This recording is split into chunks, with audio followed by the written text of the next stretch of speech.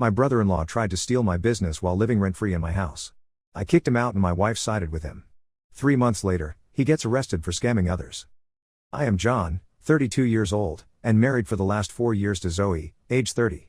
We met at college in the second year. We were ganged up by the lecturer to prepare a presentation for an entrepreneurship class project. During that project, I was moved by her fast thinking and going for the jugular innovative ideas.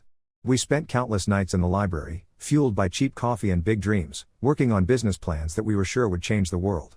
It had been extremely tough at first, post-graduation, when I had decided to open my own marketing agency. It was tough going at first. I worked from my parents' garage that first year, living on nothing but ramen noodles and determination. Zoe was my rock during this time. Even though she had taken a job at a big finance firm in the city, she'd spent her weekends helping me think of ideas and pitch to potential clients. Sure enough, things started to pick up, albeit rather slowly. First, a couple of small, local businesses turned into my clients. In another month, a mid-sized tech startup followed. Before I knew it, I had to start hiring employees, and then more employees. And here, 5 years down the line, I am so proud to say that Apex Marketing today has 15 family members, servicing the state. I married Zoe, and we finally married 2 years into my business journey. It was a small ceremony, we didn't have much money, but it was perfect for us. We promised we would always support each other's dreams, no matter what. And for the most part, we have kept that promise. The problem started 6 months ago when Zoe's older brother, Max, 35M, moved back into our city. In truth, I had only met Max a few times before, at our wedding and a couple of family Christmases, but Zoe had always spoken very highly of him. He was her childhood hero, the cool older brother who taught her how to ride a bike and stood up to bullies for her. Max had been a tech startup entrepreneur on the West Coast for a good decade. He was the type who was just going to make it big but for some reason didn't. Now he was unemployed again because his last venture had failed, and his debt was through the roof. Max called Zoe and told her that he was coming home to regroup and plan his next move. I was thrilled. I figured that it would be really good for Zoe to get a fresh start with her brother and was planning ways that we would be able to hang out with him. I even offered him the chance to stay with us for a few weeks until he finds an apartment. Time began to drag into weeks, and these weeks began to be some months. First, it was okay. Max was charming and full of stories about Silicon Valley. He would regale us with tales of the celebrity investors, the lavish launch parties. However, as time went on, I started to find some inconsistencies in his stories. Timelines were a bit off, and the names he was dropping seemed to change with each retelling. Max always found excuses about what was wrong. The apartment or job couldn't be found, rents were high or the market was tough. He was waiting to hear the results about some big opportunity. All the while, he sat in our house, playing video games on our big screen TV and ordering from the most expensive of takeout places on our dime, spending all his other time elsewhere, doing the same thing. I tried to be patient. I would remember how tough it had been when I was starting out, and I wanted to cut Max some slack, but it was getting pretty thin. Our grocery bills had at least doubled, our electricity bill was through the roof, and Max hadn't contributed a dime to anything. Zoe kept covering for him, saying he was under too much strain for a while now and he needed our help.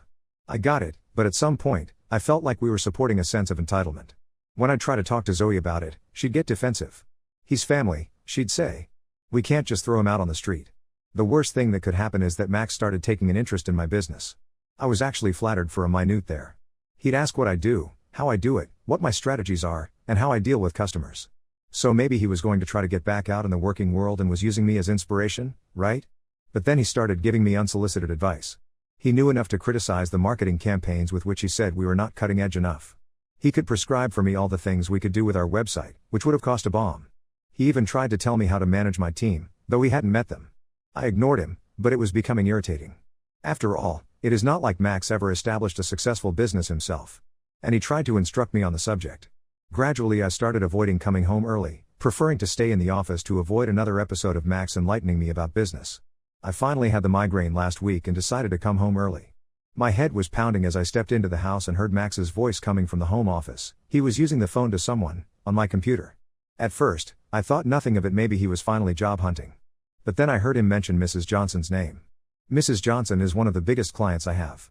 She owns a chain of boutique hotels and was among the early business trend followers of Apex. To me, her account represents a serious chunk of our yearly revenues. My jaw hit the floor when Max told Mrs. Johnson he was now co-running the agency with me and had some exciting new ideas for her account. In other words, he was trying to hijack my client relationships. I burst into the office and Max went white. He hurriedly ended the call and tried to play it down as one big mistake. He admitted that he was just trying to help, that he thought he could throw some Silicon Valley innovation or relevance in there to light a fire under the idea. But I knew better. This wasn't a bumbling, well-meaning mistake. This was an attempt to ingratiate his way into my business. Who knows how long this had been going on? How many other clients had he contacted? I was furious. This was all the frustration that had been building up in me all these months. I told Max he needed to leave. Not just the office, but our house. I gave him 24 hours to pack his things and get out. He tried to argue that I was overreacting, that he was merely trying to help the family business grow. Family business? He had been living in my house for months without paying rent, providing nothing but criticism and empty promises. And now he had the nerve to claim my hard-earned success as a family business? Zoe had just walked in the middle of our argument. Shocked to the core at seeing us yelling at each other, I thought she would side with me when I told her what had happened. For this was our livelihood Max was messing with. But to my surprise, Zoe was livid with me. She accused me of being a child in my overreaction, of being unkind to her brother. She couldn't understand why I couldn't, or wouldn't, just work with him or even give him a chance. It was like she had forgotten all the late nights, all the sacrifices we'd made to get this business to where it is today. I tried to point out that Max had betrayed my trust and put my client relationships in danger, but Zoe wouldn't have it. She kept saying that must be some mistake, and Max would never mean to steal my business. It has been 3 days since that fateful meeting. Max is still here, imposed on my pleasure. He acts like an injured party, convinced that I am threatened by his supremely better business knowledge. Zoe is barely speaking to me, she is with him all the time, plotting ways of convincing me to let him stay. I feel like I'm taking crazy pills. Am I really the asshole for trying to protect my business and wanting to kick someone out who was trying to take advantage of my hospitality? How do I make Zoe understand her brother isn't who she thinks he is? Update 1. I am aware that it has been 2 weeks since I wrote my last entry, and in the interim, there has really been so much happening. Of all, I have to sincerely thank all of you for your advice and support. It really helped me put this into perspective and gave me the guts to act. Things were immediate and incredibly tense after my confrontation with Max. Zoe was still pissed off at me. She only ever said 2 words to me, commenting on my rough treatment of her baby brother. Max, on the other hand, became the professional victim. He would mope around the house, heaving big sighs and saying that he had really only tried to be help to the family. So, I decided to take a step back, gather more information before making a drastic move. I secretly spent a couple of days checking my business records, emails, and recent client interactions. What I found out made my blood run cold. So I called Mrs. Johnson, supposedly to check in after our last meeting. You already know, I told her in a semi-reverent sort of way, that I hoped that call was helpful that you had received from my associate. Mrs. Johnson sounded confused. Oh, you mean your brother-in-law? She said. He seemed nice, but I was a bit surprised when he started talking about completely overhauling our marketing strategy.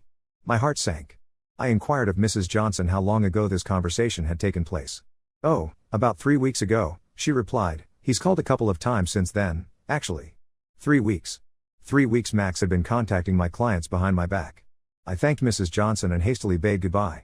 Then I began calling other clients. What I discovered was something so terrifying, a month-long history of Max talking to some of the largest clients I have. He introduced himself as our partner in his mouthful of acronyms for the very specific services that we did not even offer.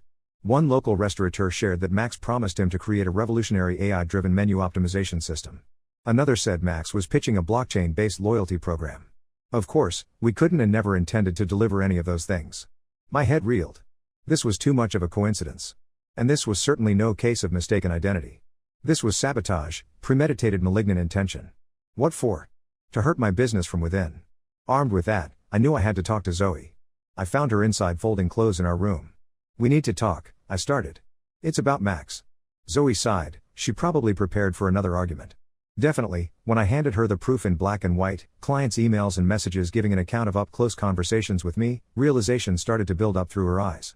I don't understand, she murmured, sliding into bed. Why would he do this? I all but came to tears when she finally believed me, yet, at the same moment, great sadness for the pain this was obviously causing her washed over me with relief. Finally. I don't know, but we can't let this continue. Zoe nodded slowly. Enough, she whispered. He has to leave. But when we confronted Max together, things got worse. At first, he tried to deny everything, saying that the clients misunderstood. But he quickly changed his demeanor as we presented him with evidence one after the other. He accused me of turning Zoe against him. You always thought you were better than all of us, didn't you? He accused. You're just scared because you know I could run this company better than you could ever do. But he didn't stop there. Max even accused me of stealing his intellectual property in a court of law by stating that the ideas he had shared when living with us were legally his, and that he had recordings of these conversations where it was clear that I had appropriated his ideas. It was all nonsense. Max had never shared even a remotely practical idea, now this one was threatening him with a lawsuit. Baseless, but the threat of legal action was terrifying. We told him he had 48 hours to move out, or the authorities would be notified. Those 2 days were incredibly tense. Max would try to guilt trip Zoe, reminding her of their childhood and how she was betraying him, and make veiled threats about ruining my reputation in the industry. But we held our ground. To Zoe's credit, she didn't flinch. She was both hurt and angry, but she stood strong beside me. In the morning, the day he was to leave, we found Max gone. He had left in the course of the night, carrying away some of our electronics and most of the things made out of Zoe's jewelry. We found a note on the kitchen table that simply read, "You'll regret this." We filed a police report, but in all honesty, the chances of our stuff being recovered are slim. What's important is that he's out of our house and our lives. Zoe is extremely upset. She now feels betrayed by her own brother and also starts to feel guilty about not having seen through him a long time ago. She was constantly repeating that she should have listened to me all along, and that she should have noticed the signs. I try my best to comfort her, telling her that now what Max is doing is not her fault. All while I'm in the process of turning my clients from liability to asset. I've been making personal phone calls, sending personal emails, and even sending personal visits to apologize for the confusion and ensure them that Max had absolutely no authority to make any promises about the workings of the deal. But most of my clients have been understanding to me, and I really am just scared about what the long-term effects are going to be on the business's reputation. I've been looking into the legal options to fend off any future interference of the business by Max. Well, it's been a bit of a haywire couple of weeks, but I think I've gotten on the same page with Zoe, finally. We are truly united in this crisis, and in a weird way, it has brought us closer. Our communication has opened up and we talk more than we have in months. I'll keep you updated if something major happens. Thank you all for your support during this crazy time. Update 2. A month has passed since Max left, and things are slowly beginning to fall back into normalcy, the old way. I thought I would just update everyone with what's going on in my world. The good news, I did manage to retain them all after, again, literally a ton of phone calls, emails, personal meetings. Understandably, she was upset at the confusion and had already threatened to place her business elsewhere, but I was most definitely on the rocks of losing Mrs. Johnson. After a very long lunch explaining the situation to her and laying out a new, realistic marketing plan for her hotels, she agreed to stay on board. In fact, this whole ordeal seems to have further strengthened my relations with a certain set of clients, who really respected and valued the honesty and effort that went into writing everything. A few even told me their family business dramas, which helped put things into perspective. Legally, we even spoke to a lawyer about Max's threats. There is no question that Max has no grounds on which to argue an intellectual property claim. His ideas that he may have mentioned in passing while living with us are not the intellectual property, especially when there's no proof that I actually had used any of these so-called ideas in my business. But with Max's erratic behavior and death threats, we did apply for a protective order. This enforces it, in my client's regard, so that he is not allowed near our home or office. It's hoped we will never need to rely on them, but it's reassuring to know that the law is with us in this regard. The police did not have any breakthrough in catching our stolen things. They said unless something comes back through a pawn shop or online sale, they can't do much about it. We have moved on from it all. We have beefed up home security and changed all our passwords and account information just to be safe. The hardest thing this past month has been trying to help Zoe process it all. She's been living with so much guilt and betrayal. Max wasn't just her brother, he was her childhood hero. She's been telling me stories of how Max used to let her tag along with his friends, how he raised her to stand up for herself with blows, how he dared her to continue gymnastics when our parents wanted her to have a safe career. This other side of Max has shocked Zoe to the core. She's been sleeping fitfully and is jumpy whenever the phone rings, fearing it might be Max. She's also been going through old family photos, as if trying to find clues she'd missed into the kind of person Max would become. I told her to go see a counselor to work through her feelings about all of this, but she's pretty resistant to that idea. She says it's just a matter of time, though I do worry. I've tried to be here for her, but, I'll be straight, it's been trying. I can't help but get a bit angry, even. After all, I wised up to Max so much sooner. Then I remember that Zoe had a long history of time spending with Max, so it's not just that she's in any relationship. And then, something out of the blue happened last week. We got a call from Max and Zoe's parents. Max had gone to their place and narrated a whole different story. In his version of what happened, he had come up with all the ideas and I had stolen them. And when he threatened to go to the police, that's when I asked him to leave. He had shown himself to be an innocent victim and Zoe, who had picked me above her purebred brother. Zoe had been on the phone for hours to her parents, explaining what had really occurred. They were as shocked as Zoe. They, too, had regarded Max as a golden child, the one who would go far. The news of his subterfuge and theft hurt them. Luckily, at the end, they did believe us. It helped a lot that we showed them the evidence of Max's actions. They apologized for their son's actions and reassured us that if ever Max contacted them again, they would inform us. I saw that this was a really tough and tiresome conversation for Zoe, although I bet, in some ways, it brought a relief to her. It helped her to realize she was not the only one who had been duped by Max. As for my business, I've taken steps to prevent something like this from happening again. I have put very stringent privacy guidelines in place, and all my workers appreciate the need to button their lips about our clients. There is also an increased sense of caution about what and where I share things at home with respect to work. Pity it has to come to that before I can be careful in my own home, but it did. It has indeed been an awful month, but I am beginning to feel that very gradually things take a turn for the better. Certainly, Zoe and I are talking to each other as we never did previously, and though the experience was so painful, after all, it brought us so much closer together. So, we've had a lot of deep talks connected with belief, loyalty toward one another, family, and what lies ahead of us. I've also felt some positive changes towards my business. This crisis forced me to look hard at the operations I was conducting and at client relationships. I've also started to use new strategies that make it easier to communicate with the client and to conduct the flows of the processes. It sort of pushed me to do things that otherwise I would not have done. To be posted again shortly once something major happens with Max or legally. For now, we are moving on and healing in our personal lives and my business. Update 3, it's been 3 months since my last update, and I wanted to share some final developments in this saga. The biggest news is, Max was arrested 2 weeks ago. Not for anything relating to us, thankfully, but for trying the same scam on another small business owner in the neighboring city. Apparently, he had not learned his lesson and thought he could get away with it again. We learned this when we received a call from a detective. He had been investigating some recent activities of Max and had come up with our police report after he stole all our stuff. He wanted to learn if we would be willing to give a statement regarding our interactions with Max. It was through relating with Zoe that we agreed to cooperate with the inquiry. We spent one afternoon at the police station relating everything to the police. I found it exhausting, remembering everything, but at the same time relieving. The detective informed us that we weren't the only ones Max had tried to jack. There were at least 3 other cases they knew of, all following a similar pattern. Max would ingratiate himself with small business owners, push his way into their operations, and then either steal from them or take over their client relationships. Zoe took the news of Max's arrest hard. After the detective got off the phone with her, I found her crying it out in the bedroom. I keep thinking about when we were kids, she told me.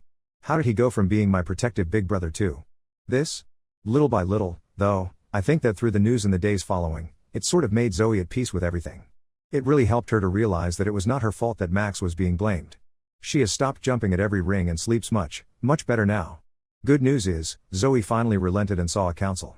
She has had a couple of meeting sessions by now and says it helps her get to terms with what really happened. She has also been active in rehabilitating some of her old friends that she lost touch with during Max's stay with us. I am very proud of her, for it seems like those are really steps towards healing. Now it's more or less back to business, and all the extra effort I put in to talk to these clients during the crisis weeks has now proved useful. Heck, I even have a couple of new clients out of the ones these clients of Max referred. It seems the way I handled the situation was impressive to such an extent that they went around speaking about my professionalism. Through this, Zoe and I have been able to have deep discussions about the future, realizing that being on the same page about life, particularly family, is paramount. We have gone through lots of conversation regarding our future, testing clearly defined ways on how to handle family requests in the future. We have also begun discussing with each other the issue of how we would like to structure our family. This ordeal has dawned on us that we are strong enough as a team and that we feel up to the challenge of being parents. It is, therefore, amazing to plan what awaits us in the future, as it is not just a matter of reacting to the crises. Last week, finally, we managed to replace the TV that Max had taken when he left. While setting it up, Zoe turned to me and said, "You know, I'm actually glad he took the old one. This new one's much better, and every time I look at it, I'm reminded that we got through this together." Small, but it meant a lot. Looking back, as much as this experience was a struggle, I believe it strengthened our relationship. We learned a lot about communication, trust, and how to stand united in the face of adversity.